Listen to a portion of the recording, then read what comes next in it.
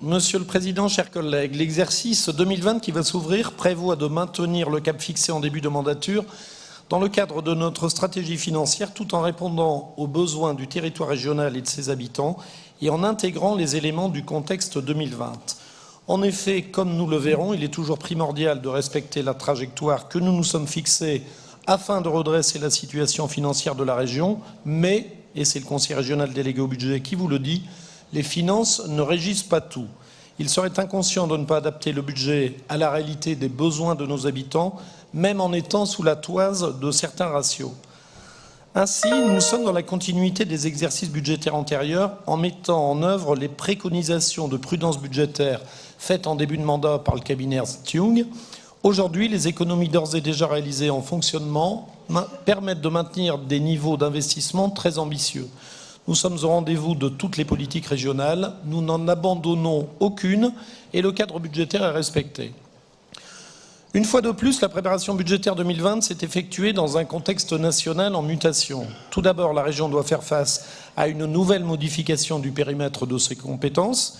Après l'intégration en 2017 de la compétence transport scolaire et interurbain qui pèse 355 millions dans notre budget, 2020 verra la mise en œuvre de la réforme de l'apprentissage, modifiant très significativement nos recettes et dépenses dans ce domaine, avec la perte de cette compétence au profit des branches professionnelles. La région gardera le pouvoir de péréquation territoriale, mais ce sont les branches professionnelles qui décideront des financements. Et comme les enveloppes de financement de l'État vis-à-vis des régions restent en grande discussion dans le projet de loi de finances, mais elles semblent hélas déjà insuffisantes. En fonctionnement, c'est une diminution de près de 150 millions d'euros de recettes, mais du fait notamment de la poursuite de notre politique d'aides individuelles aux apprentis et de l'extinction progressive de certains dispositifs, les dépenses, elles, ne diminuent que de 96 millions. Vous vous rendez bien compte que nous aurons donc 59 millions qu'il nous faudra autofinancer de plus par rapport à 2019. 2020 est également la première année de pleine mise en œuvre du pacte régional régional d'investissement dans les compétences 2019-2022, voté en janvier 2019, et dont l'objectif principal est de proposer des parcours qualifiants vers l'emploi au public fragile au regard des besoins de l'économie régionale. Décliné en convention financière annuelle, il devrait être confirmé pour 2020 une participation de l'État à hauteur de 186 millions d'euros, dont 163 dès 2020. Ces fonds permettront 22 000 entrées supplémentaires, soit un total de 52 000 parcours de formation avec les engagements régionaux, le tout pour un budget global de 360 millions d'euros. 2020 sera aussi la dernière année affectée par le contrat financier appelé contrat Cahors, signé en juin 2018, ici même entre l'État et la région, et qui a conduit les 322 plus importantes collectivités territoriales à être encadrées budgétairement par l'État. Pour la région Hauts-de-France, ce contrat limite l'évolution annuelle de nos dépenses de fonctionnement à plus 1,1% par an. Notre stratégie financière mise en œuvre dès 2017 nous permet de respecter à nouveau cette injonction. Enfin, s'agissant de la loi de finances pour 2020, l'État poursuit la baisse des dotations en région avec un impact de moins 3,5 millions d'euros pour notre région. Mais en parallèle, nous bénéficierons du dynamisme de la TVA et de la CVAE, respectivement pour plus 19 et plus 23 millions d'euros de BP à BP. Venons-en, si vous le voulez bien, à la construction du budget 2020. En nous adaptant à l'évolution du contexte, nous poursuivons donc la mise en œuvre de notre stratégie avec les trois fondamentaux que je vous rappelle. Garantir annuellement une épargne brute d'au minimum 250 millions d'euros, contenir la hausse de notre encours de dette à moins d'1 milliard à l'échelle du mandat tout en investissant 4 milliards d'euros et enfin retrouver une capacité de désendettement de 9 années à la fin du mandat en 2021.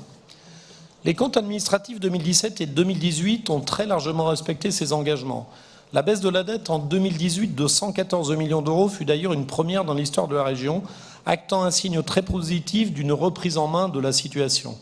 Mais si la dette fin 2019 sera en légère réaugmentation, elle sera contenue et toujours inférieure à la dette à fin 2016. Les taux restant faibles, la région en profite pour réduire son taux moyen, mais aussi pour optimiser la gestion de sa trésorerie en profitant de taux directeurs négatifs de la BCE. S'agissant de la capacité dynamique de désendettement, elle ressort à 6,5 années au CA 2018 et sera probablement aux alentours de 7,5 années au CA 2019, soit d'ores et déjà inférieure aux 9 années fixées. Ces bons résultats sont directement à mettre au crédit du plan d'économie que nous avons mis en œuvre. Je répète donc à nouveau que les engagements pris ont été tenus. Je le disais en introduction, l'avance prise sur le plan d'économie est constatée à 330 millions d'euros entre les comptes administratifs 2016 et ceux de 2018, permet de rehausser sensiblement les plafonds de dépenses. En neutralisant l'effet de périmètre lié à l'apprentissage, ce sont 100 millions d'euros de dépenses qui seront réinjectés dans l'économie du territoire d'ici la fin du mandat, 60 millions en fonctionnement, 40 en investissement, et bien sûr, tout en respectant nos engagements, le Président vient de nous parler de santé, de recherche, d'enseignement supérieur. Les annonces budgétaires seront faites dans un mois. Ce relèvement de nos plafonds sectoriels initiaux nous permettra d'inscrire des crédits supplémentaires, notamment en développement économique, en formation sanitaire et sociale, en transport, en agriculture, en jeunesse et vie associative, mais également en culture, en sport, en tourisme et en aménagement numérique, répondant ainsi à nos trois priorités que sont l'emploi, le pouvoir d'achat et la proximité avec tous nos territoires régionaux. S'agissant tout d'abord du développement économique, nos efforts depuis le début du mandat portent leurs fruits et s'illustrent au travers des chiffres en recul du chômage. Et même si les taux restent élevés, la décrue du niveau de chômage est plus rapide en Hauts-de-France qu'au niveau national. Notre action sera donc poursuivie et les fonds régionaux qui soutiennent les entreprises seront amplifiés.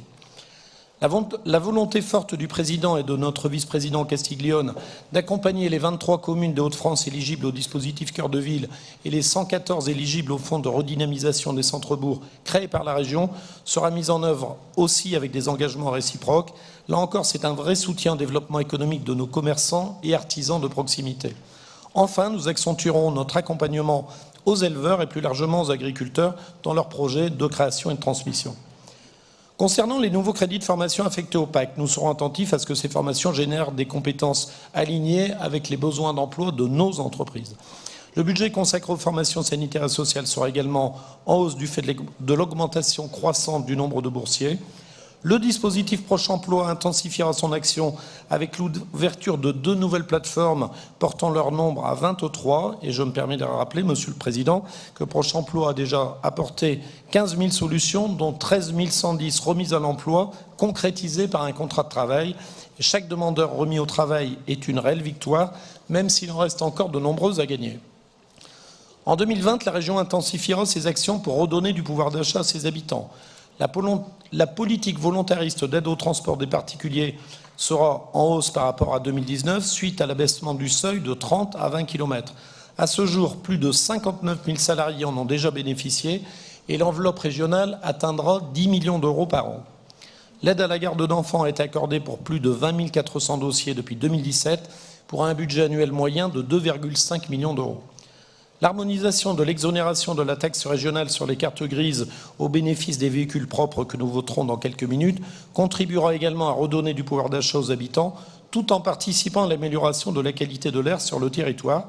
Ce dispositif, dont le coût est estimé à 1,5 million d'euros par an pour la région, vient en complément de la baisse progressive de la fiscalité carte grise que nous avons mise en œuvre dès 2016, d'alignement du tarif par le bas et qui engendre un manque à gagner potentiel pour la région de 6 millions d'euros par an. En transport, en parallèle de toutes les discussions qui viendront concernant la nouvelle convention TER et sa grille horaire, il est bon de préciser que celle-ci nous coûtera annuellement 30 millions d'euros supplémentaires avec un total de crédit de transport de 500 millions d'euros en fonctionnement et de 245 millions en investissement pour 2020. Tout ceci afin de financer cette exigence de qualité, de proximité, mais aussi les trains d'équilibre du territoire que nous avons repris en gestion en 2019. Quant au projet phare du territoire, le canal Seine-Nord-Europe, il mobilisera jusqu'à son terme les 382 millions de crédits régionaux annoncés depuis le premier jour et dont 23 seront affectés en 2020. Dans un tout autre domaine, la politique culturelle sera renforcée en 2020 pour atteindre les engagements régionaux en fonctionnement et investissement confondus. Nous serons à plus de 120 millions d'euros alors que l'engagement de notre président était au minimum à 110. Mais vous savez que dans l'investissement, il y a des cycles qui ne sont pas forcément reproductibles d'une année sur l'autre. S'agissant des lycées, les dotations seront stables et les efforts d'investissement poursuivis avec plus de 170 millions d'euros de budget. La carte génération, elle, permettra d'apporter une aide de rentrée aux lycéens pour un montant global de 13,5 millions d'euros par an. Comme chaque année, nous portons une attention particulière à la situation de nos agents et de nouveaux efforts seront réalisés en 2020. Le budget RH permettra de poursuivre la déprécarisation de 200 agents à nouveau dans nos lycées, de mettre en œuvre l'actualisation du régime indemnitaire que nous avons voté en juin et d'accompagner le lancement de la nouvelle protection sociale complémentaire plus attractive, soit un effort total de plus de 10 millions d'euros sur le budget RH en 2020. Pour finir, je signalerai la nouvelle réduction du train de vie de la région et les travaux des services qui arrivent à faire chaque année aussi bien avec un peu moins. Depuis 2016, ce sont 10 millions d'euros qui ont été économisés sur un budget initialement de seulement 40 millions d'euros. Nos services ont réussi à faire 25% d'économie sur ce budget. On peut les en remercier. J'en arrive donc à l'équilibre du budget 2020. Comme vous l'aurez compris, c'est un budget dynamique, pragmatique et respectueux des engagements.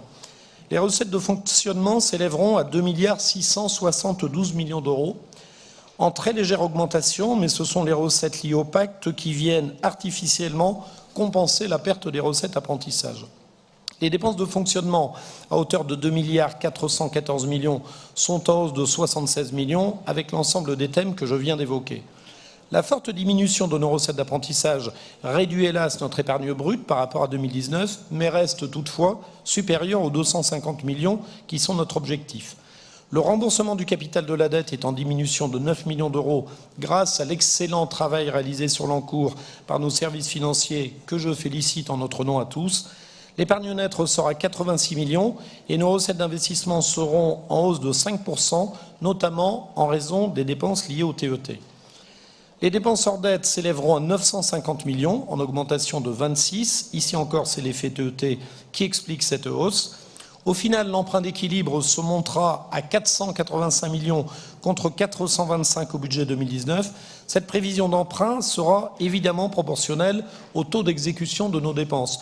Et je vous demande de bien vouloir vous projeter dans des taux de réalisation 2020 qui seraient de 95% en fonctionnement et de 80% en investissement, soit des taux tout à fait satisfaisants pour une grande collectivité. Eh bien, ce serait respectivement 85 et 140 millions d'euros d'emprunts en moins que ceux que nous écrivons aujourd'hui. Alors oui, l'équilibre budgétaire nous impose d'écrire 485, mais nous serons réellement bien en deçà, maîtrisant, comme nous le faisons depuis le premier jour, la progression de la dette.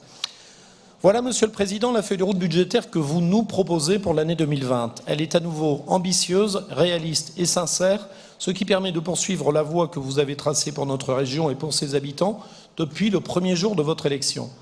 Cette traçabilité, votre opiniâtreté à être dans l'adaptation permanente du quotidien de nos habitants est un facteur important de cohésion et de rassurance pour une population en proie au doute systématique vis-à-vis du travail de ses élus. Nos habitants croient chaque jour un peu plus dans le potentiel de cette belle région et nous savons que le meilleur reste à venir. Merci également à l'ensemble des membres de l'exécutif et de la majorité régionale d'avoir emprunté à vos côtés cette voie exigeante mais courageuse. Je vous remercie.